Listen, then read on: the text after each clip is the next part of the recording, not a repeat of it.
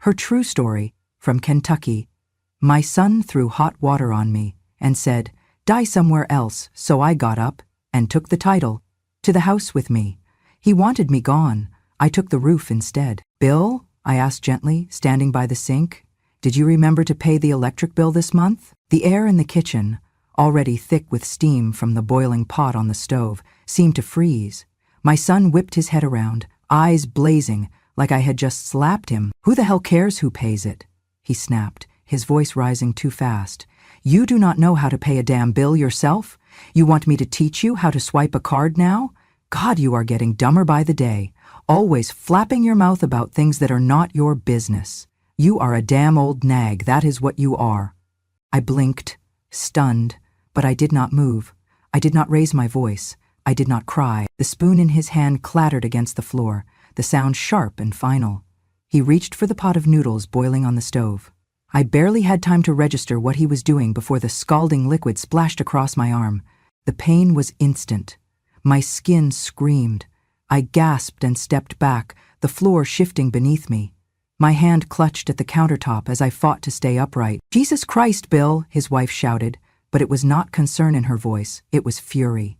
At the inconvenience, at the noise, at me. "You should not have said anything," she spat at me.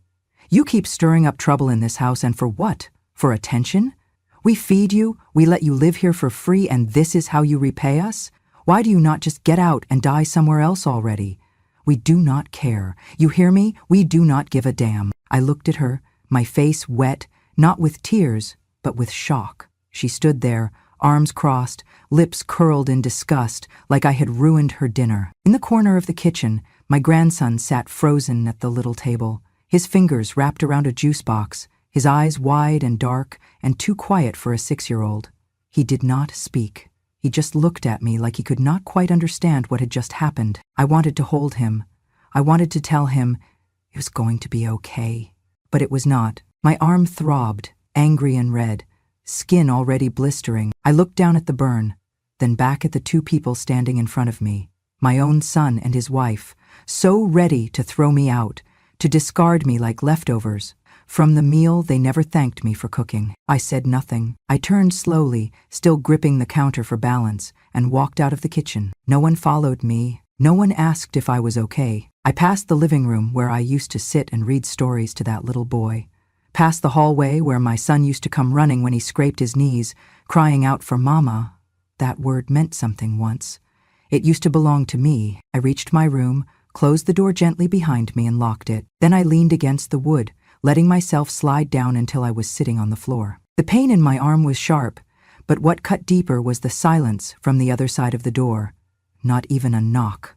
I peeled off the wet fabric stuck to my skin and bit my lip to keep from crying out. I wrapped my arm with a towel, pressing gently. My breath came shallow, but my mind was clear, clearer than it had been in months. They wanted me gone, and suddenly I realized I was ready to go, but not the way they thought. For too long I had stayed quiet. For too long I had made myself small to fit into a house I had built with my own hands, paid for with the wages of 2 jobs, bought while my husband was still alive, and this family was still worth saving. They forgot that. They thought I was just an old woman with nowhere to go. They thought wrong. I stood up slowly, cradling my burned arm, and walked to my dresser. In the very back of the bottom drawer, under old sweaters and folded linens, was a small wooden box. I pulled it out and opened it with hands that barely shook. Inside, still crisp and creased from the day it was printed, was the original title deed to the house. My name in bold ink. No one else's. They never asked, they just assumed. I had let them, until tonight. I closed the box, set it on the bed, and started packing. Not much, just what I needed. A few changes of clothes, my toothbrush, a small photo of my husband, and a worn paperback I still had not finished reading. I moved slowly, quietly, methodically, like I had 100 times in my life, cleaning up messes no one else cared to notice. By the time I zipped up my bag, the house was quiet. My son and his wife had retreated into their bedroom, confident in their cruelty, content to let me sit and suffer. I stepped out of my room, bag in hand, and walked past their door.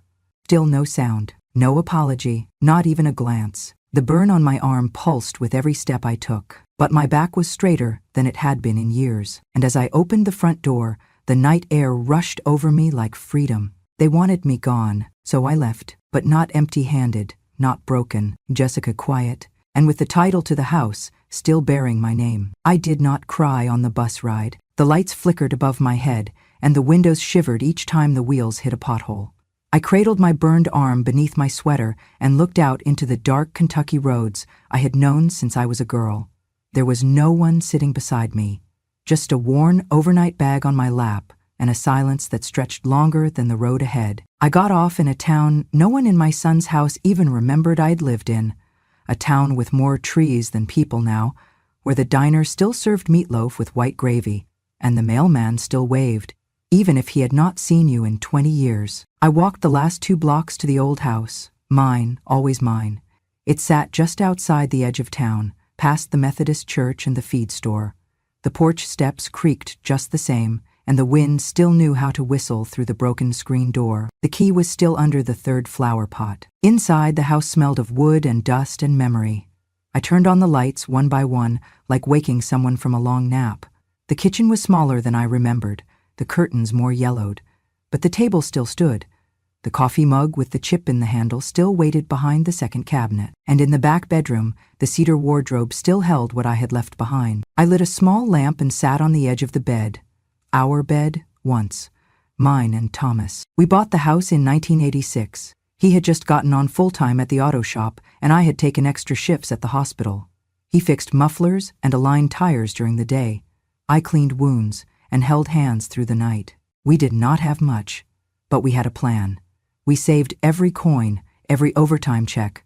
We skipped vacations, said no to new clothes, turned down parties, and brick by brick, dollar by dollar, we built a home. Not just any home, our home. It was a little 2-story place with chipped paint and a stubborn door that stuck in the summer. We laid the tile ourselves in the kitchen, and Thomas built the porch swing for our 10th anniversary. We planted marigolds out front because he said they made the house look like it smiled. Thomas died in 2003. It was not sudden, but it still felt like someone yanked the floor out from under me. Lung cancer, too many years in the garage, breathing in fumes, refusing to quit. He used to say, if I stop moving, I will die, and he was right. He slowed down, and then he was gone. He left the house to me, of course. Not that anyone questioned it. I had always handled the bills. I was the one who made sure the mortgage was paid, the pipes didn't freeze, the roof didn't leak. When Bill got married, I thought it would be a good idea to let him and his new wife move into the house. They were just starting out, and I thought, why not? It is big enough for all of us. I moved into the smaller bedroom. I gave up the master. I cooked for them. I cleaned after them. I even watched their baby while they worked. For free, of course. I never asked for a dime. I remember the day she moved in. My daughter-in-law. She walked through the front door with her heels clicking against the floor, nose wrinkled like the place already smelled old. She ran her fingers across the windowsill, looked at the wallpaper, and asked if they could renovate. Not once did she thank me. Not once did she ask about the history of the house or what it meant to me. It was not long before she stopped calling me Mrs. Adams and started saying her in that tone, like I was something to be tolerated. Does she always rearrange the dishes like that? Why is she always folding the towels wrong? Tell her to stay out of our bedroom. Bill never corrected her. Never once. But I told myself to let it go. It was just growing pains. They were young. They would learn. I was wrong. The house that Thomas and I built with our bare hands slowly became a place where I was a stranger. I went from homeowner to helper, from mother to maid. They started making decisions without me, repairs, furniture, even changing the locks once, before I found out, but I never changed the deed. That little secret was the only thing I had left. I opened the cedar wardrobe, reached past the winter coats and pulled out a wooden box wrapped in an old pillowcase. My hands trembled, not from age, but from memory. Inside was the title deed, the official paper with the county seal notarized and filed, dated 1986, and my name, Margaret L. Adams, typed in clean black ink. It had never been amended, never transferred, no additions, no joint ownership, just me. I stared at it for a long time. ran my fingers along the edges. The paper had yellowed slightly, but the ink was still bold. My husband had signed it too, back when his hands were still strong and sure. That signature was a promise, a vow, that no matter what happened, this home would be mine. They had forgotten that. I had let them forget. But tonight, I remembered every late night Thomas came home with oil on his hands and a kiss on his lips. I remembered every check I signed, every night I went without so we could make that next payment. I remembered the first dinner we had in this house, sitting on folding chairs before we even had a table. And I remembered who I was. Not a burden, not a guest. A builder, a provider, a wife, a mother, the woman who held this house together long before anyone else stepped inside it. I folded the title deed carefully and placed it back inside the box. Then I locked it and slid it under the bed. Not for hiding, just for safekeeping. Until the time came, because the house was still mine. And soon, they would remember that too. No one called. Not that night. Not the next morning. Not even after the burn on my arm began to blister and peel. I sat alone on the back seat of a nearly empty bus, my bag tucked under my legs, the sleeve of my sweater damp from the ointment I had smeared on the wound. The engine hummed beneath me, a steady mechanical rhythm that somehow made me feel less alone. I looked out the window, watching the trees thin into fields, then roll into gentle Kentucky hills. Towns passed like breath, silent, unnoticed, indifferent. They had let me walk out without a word. I did not leave a note. I did not need to. They wanted me gone. And now I was. It took 4 hours and one transfer before I stepped off at the little station near Lark Hollow, a name no one from my son's life would recognize. It used to be our weekend place. Thomas and I bought the land when we were younger, hoping to turn it into a quiet escape. We never got to finish the porch or plant the garden, but we laid the foundation together. He poured the concrete himself, his hands rough and steady. That place held his fingerprints in the frame of every window. The house was small, only one story, tucked behind a line of old elms. The front gate squeaked the same way it had 20 years ago, and the mailbox still had our name, barely legible under the rust. As I approached, I saw someone across the road, an old woman tending to her rose bushes. I paused. She squinted, then her face lit up. "Margaret?" she called, stepping toward the fence. "Lord, is that really you?" "Hi, Ellie," I said softly. My voice cracked a little. "It's been a while." "Too long," she smiled. "Come over for supper, would you? I still make that peach cobbler you used to love." I nodded, warmth creeping into the corners of my heart. That was more kindness than I had been shown in years. Inside, the cottage had not changed much. The furniture was still covered in white cloths. Dust clung to the windows, and the air smelled like cedar and thyme. I opened the windows, let in the breeze. I swept the floor, unpacked what little I had brought. I found the kettle Thomas used to insist made the best tea, and boiled water just to hear it whistle again. That night, Ellie made chicken pot pie with biscuit crust, and we talked like we had never stopped. Her husband passed a few years back. Her children moved away. She had a dog now, an old beagle named Whiskey, who snored louder than he barked. It was simple, slow conversation.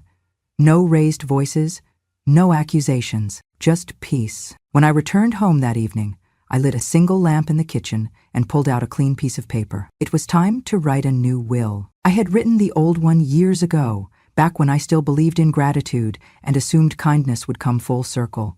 It left everything to Bill. The house, the land, the little savings account I had built over the years from Social Security and careful coupons. But now I saw things clearly. My heart did not ache with betrayal. It did not burn with revenge. It simply understood. People do not always become what you raised them to be. Sometimes they become what you tolerated too long. I sat at the table for nearly 2 hours, listing every item of value.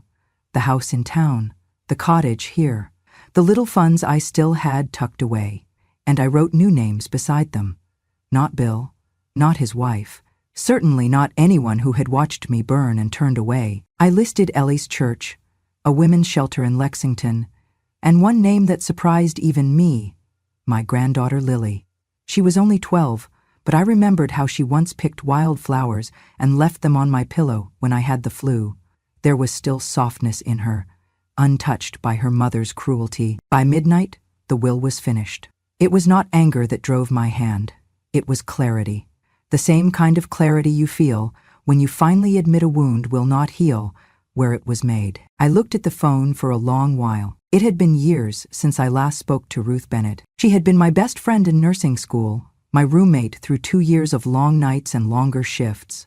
We lost touch after Thomas passed.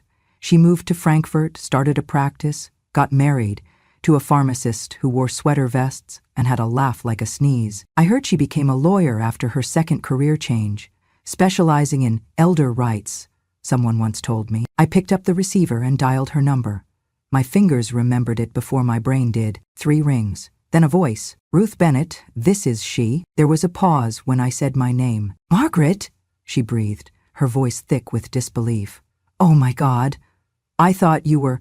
Are you okay?" "I've been better," I said, trying to keep it even. "But I'm still standing, and I need your help." "I'm in," she said before I could explain. "Whatever it is, I'm in." And just like that, the past wrapped its arms around me. This time not to hurt me, but to hold me up. I hung up the phone, stepped outside, and stood on the porch. Thomas never got to finish. I looked out into the night. No fear, no regret, just a calm certainty rising in my chest like the wind before a storm. Because I knew, finally, what needed to be done. Ruth arrived 3 days later, stepping out of her car in a cloud of dust and autumn leaves. She wore a navy suit jacket over jeans, her gray hair pulled into the same no-nonsense bun I remembered from our nursing days. But there was a different weight in her step now, a steadiness, a kind of quiet conviction that only comes from living long enough to stop asking for permission. She hugged me tightly. Neither of us said much. We did not need to. Inside, at the kitchen table, I laid out every document I had saved. Birth certificates, utility bills in my name, tax filings going back years. But most importantly, I unfolded the title deed again and laid it before her, like a confession. She scanned it carefully, tracing the corners with her finger. "This is gold," she said. "Uncontested, no cosigner.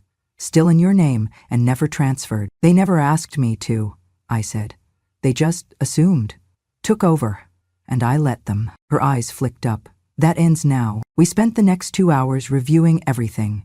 Ruth's legal pad filled with notes, dates, names, remarks. Every insult, every bruise, every time I was called a burden, a ghost, a leftover. "You remember the exact dates?" she asked, as I recounted the slights. "I do," I said. "Because you do not forget the day your child tells you to disappear." She nodded, her pen moving. "Good. Keep going." So I told her. I told her about the day Bill's wife hid my medication because she thought I was faking my back pain. About the time they left me home alone during a snowstorm with no heat while they went to Gatlinburg. About how my name was never on the birthday cakes. How I was not allowed to sit at the main table during Thanksgiving. How the house I paid for became a prison made of manners and expectation. I showed her the burn on my arm, still red, still angry. Ruth's mouth pressed into a tight line. "This is elder abuse, Margaret," she said quietly. "Plain and simple. You're not just within your rights. You're overdue for justice." She reached for her bag and pulled out a folder. "I'm going to draft an eviction," she said. "We'll file it in county court. Once the judge sees this documentation, it won't even go to hearing. You'll have them out within 2 weeks. Can I do that?" I asked, not because I doubted the law, but because a part of me still wondered if it made me cruel. "You must do that," she replied. "Otherwise, you're enabling the same people who hurt you. This isn't revenge, Margaret. It's correction." That night, I couldn't sleep, not because I was afraid, but because for the first time in a long time, I felt my life wasn't over. It had just paused, and now it was starting again. The next morning, I logged into my retirement account. I had not touched it in years, barely even looked at the balance. I had always told myself it was for emergencies. Well, what do you call being burned and thrown out of your own home? I transferred a few $1,000s into my checking account. Enough for legal fees. Enough to remind myself I was not broke, not helpless, not finished. Ruth called that afternoon with a draft. "We'll finalize it today," she said. "Then file first thing tomorrow." She read the language aloud, legal terms layered over raw truth. "The occupant has no lease agreement. The property owner, Margaret L. Adams, has retained sole legal ownership since 1986. The occupants have repeatedly demonstrated verbal, emotional, and physical mistreatment toward the petitioner, including one documented instance of physical harm on insert date. She paused. "You sure you're ready?" she asked. I closed my eyes. I saw Bill's face the night he screamed at me. I saw his wife's sneer. I saw my grandson watching from the corner, silent, helpless. Then I saw Thomas's signature on the deed. "Yes," I said. "I'm ready." The final papers were printed, signed, and notarized in the back room of the county clerk's office. Ruth stood beside me as I wrote my name. Slow, deliberate, steady. Each letter carved in ink like a line drawn in the sand. I looked up when I finished. "That's it," Ruth said, her voice softer now. "They'll be served within 48 hours. The woman behind the desk stamped the document and slid it into a file. It was done. I stepped outside into the daylight, and for the first time in years, I did not feel small. I felt tall, even if my back was curved. I felt whole, even if parts of me were still healing. I had just evicted my own son, but what I had really done was reclaim my life. That house had been mine for almost 4 decades, not just by law, but by love. I had built it with Thomas, maintained it through loss, shared it out of generosity, not obligation, and now I had taken it back, not with shouting, not with fists, but with truth. Truth on paper, truth with weight, truth that would be delivered to their front door, like a final notice. They wanted me gone. Instead, I made them leave. 10 days passed. The air had turned colder, the trees in Lark Hollow shedding their last golden leaves, like truths finally uncovered. I spent my mornings sitting on the porch with a blanket wrapped around my shoulders, sipping weak coffee and watching the quiet world return to its rhythm. Inside, the house was warm, my bed was soft, and my name was still on every bill, every document, every memory that had not been rewritten by someone else's entitlement. Then, on the 11th day, Ruth called. "They've been served," she said. "This morning, the sheriff hand-delivered the order at 9:17 IEM. I did not smile, but I felt a shift inside me, like an old door swinging open again, finally, without the weight pressing against it. "He," said the wife, "screamed," Ruth added. "Your son tried to argue with the deputy. They've got 5 days to vacate." I sat very still. 5 days. That was less time than they had ever given me to recover from an insult. Less time than they had ever spent wondering if I was okay. Less time than I needed to realize they had stopped seeing me as human. That evening, the phone rang. I saw the name before I heard the voice. Oh, I let it ring twice before pressing silence. Then it rang again, and again. I let it go to voicemail. The 4th time I picked up the receiver, but I did not say a word. His voice cracked through the line like a storm breaking glass. "Mom, what the hell did you do?" Pause. "You evicted us? Are you serious?" I still said nothing. "Where are you even staying? You think this is some game? You think you can just throw us out like that?" Then softer. "Quiet. Mom, please. Look, we were just stressed, okay? Things got heated, but it's still your family. We're your family. It's family." The words sat in my ear like vinegar. He kept talking, his tone shifting like sand. Rage, then guilt, then desperation. "We can fix this. You don't have to do this. Just talk to me. Please, Mom." I hung up, not in anger, just Claire. The next morning, 2 patrol cars pulled up outside the house I once called mine. 2 officers stepped out, badges glinting in the morning sun, clipboards in hand. I did not need to be there to know exactly how it unfolded. Ruth had already explained it all. They would knock, they would state the court order, they would give them one final warning, and then, if resistance came, they would be removed. Not by force, by law. The same law they had ignored when they called me worthless, when they threw out my blankets, when they shoved my dinner plate to the side because guests eat last. I imagined Bill standing in the doorway, eyes wide with disbelief, mouth fumbling for words that no longer mattered, his wife yelling, face flushed with outrage, trying to argue with paperwork, and my grandson, quiet, confused, watching again from the corner, like he had that night in the kitchen. I prayed someone would comfort him, because they were not being evicted by a stranger. They were being evicted by the woman they once called burden, the woman they burned and left behind. And now the law said, what I had not needed to scream. This is not your home anymore. By sundown, they were gone. Boxes shoved hastily into their car, things left behind in piles, things they once thought belonged to them, but nothing in that house had ever been theirs. Not the walls, not the roof, and certainly not the woman who built it. I did not watch. I did not need to. I sat in my little cottage, a quiet meal in front of me, my bandaged arm finally beginning to heal. Outside, the wind rustled through the trees. I was not angry. I was not vindictive. But I was no longer silent. They had dragged my name through their version of family, and now the court had spoken mine in return, loud enough for the whole neighborhood to hear. The woman they once called a leech had taken back the very house they'd built their arrogance on. They called me dead weight, and now they had nowhere to land. I never stepped foot back inside that house. Not once. Even after the locks were changed, even after the echoes of their shouting had long faded from the walls. It was not fear that kept me away.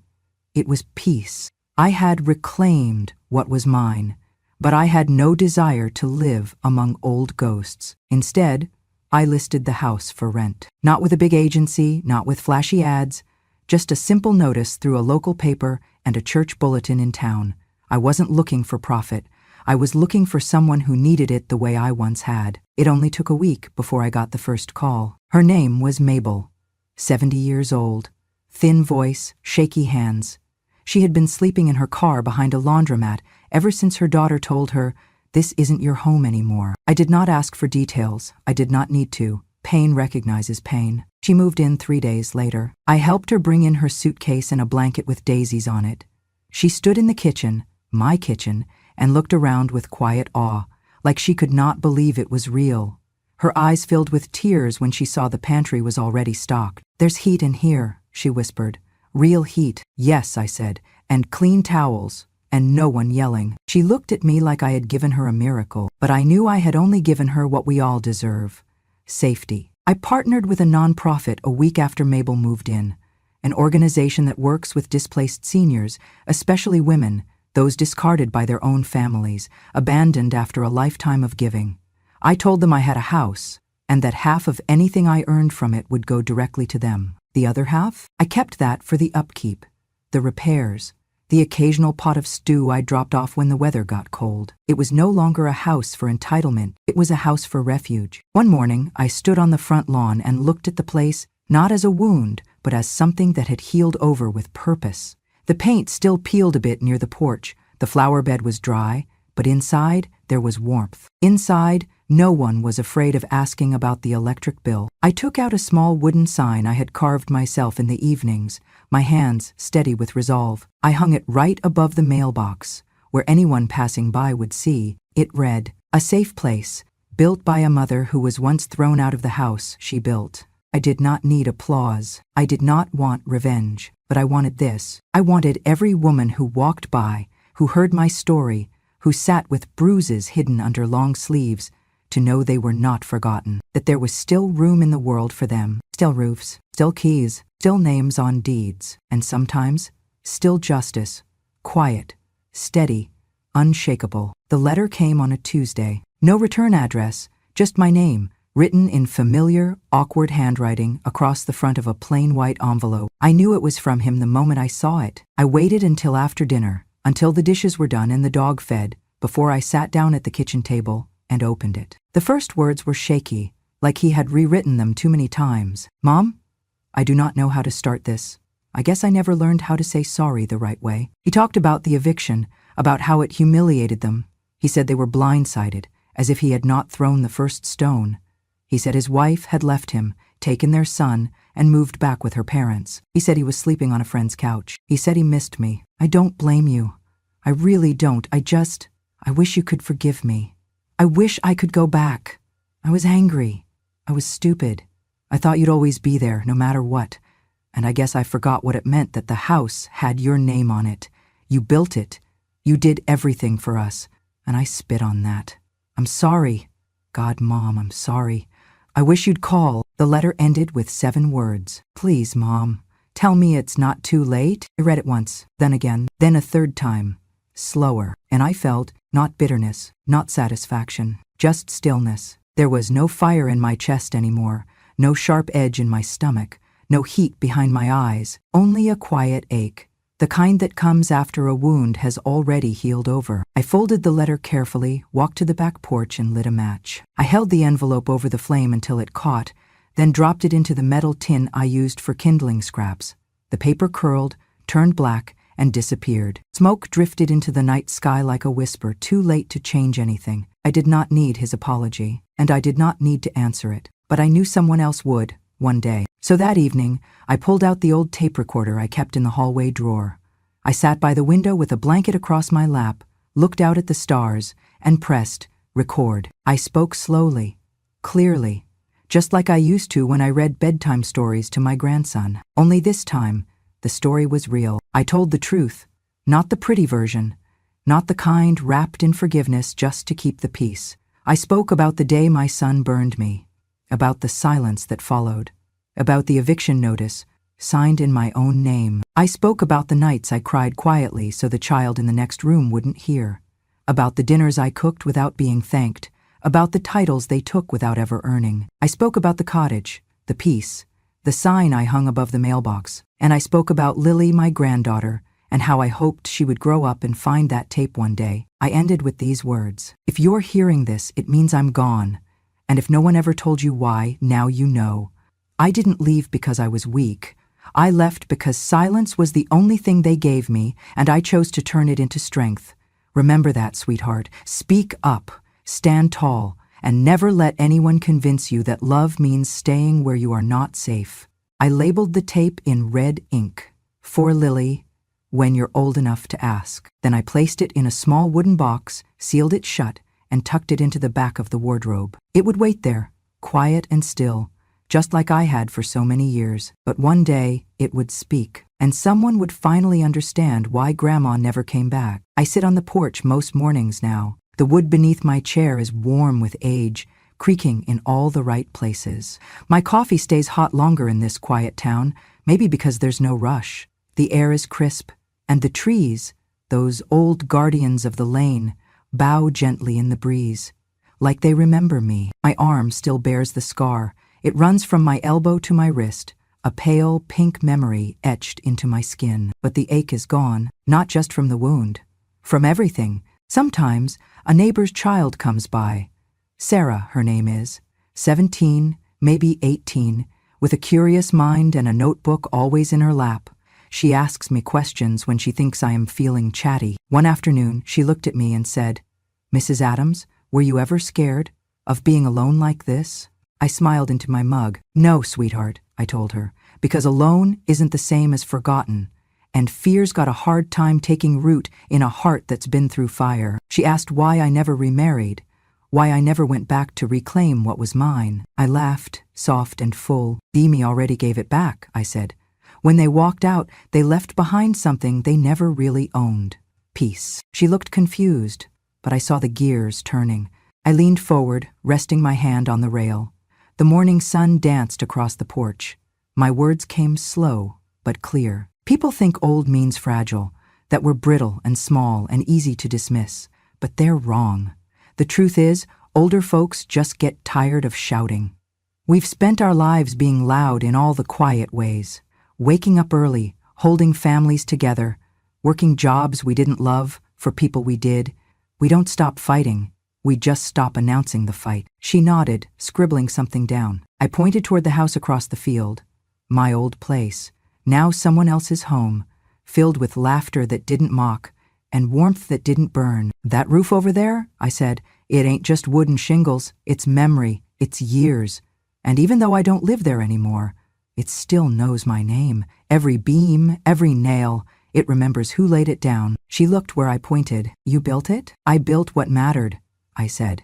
"The love, the structure, the safety." She was quiet for a while after that. "Sometimes I wonder if she'll grow up and remember me the way I remember Thomas, not with stories of pain, but with a kind of reverence for those who endure and still choose softness." Later that week, I walked the path behind the cottage and looked up at my new roof. It's nothing fancy, just good, solid work. I had it redone last spring when the weather stripped away some shingles. But when I looked at it, I realized something that hadn't hit me before. A roof is not made from nails and tar. A home is not brick and foundation. It's not where you sleep. It's where your soul rests. And this quiet porch, this patch of earth, this new chapter, I built it, not with money, with choice, with silence that became strength, with hands that still knew how to care even after they'd been burned. The house across town has new tenants now. Mabel's still there, and another woman just moved in, left behind by her son after she was diagnosed with arthritis. I visit sometimes, but not often. It belongs to them now, in the best way. It has purpose again, and so do I. In the evenings, when the wind cools and the light bends low, I sit here and think of all the things I used to believe were gone forever. My voice, my dignity, my place in the world. But none of it was lost, just buried, waiting, like seeds under winter soil. Now, the garden's blooming again, and I am still standing, still building, still home. And if anyone ever asks how it ended, how the woman who got burned walked away with the house, I'll tell them this. He wanted me out of his life, so I gave him what he asked for. I walked away, and I took the roof with me, because he wanted me gone. But I am still here, still with a home, built by these hands, claimed by my name, and never again left in silence. Thank you, sweetheart, for sitting with me through this story. If it reminded you of someone, your mother, your grandmother, maybe even a part of yourself that's been quiet for too long, then I hope you carry it with you, because silence does not mean weakness, and being forgotten does not mean we are gone. Here on Grandma, True Stories, we speak what others thought we'd bury. We tell the truth, slow, steady, and strong, for every woman who's been cast aside and every grandmother who still remembers. So if this story touched your heart, subscribe to Grandma True Stories. Let your voice join ours, because revenge has no expiration date. And when a grandma speaks, this time the world will listen.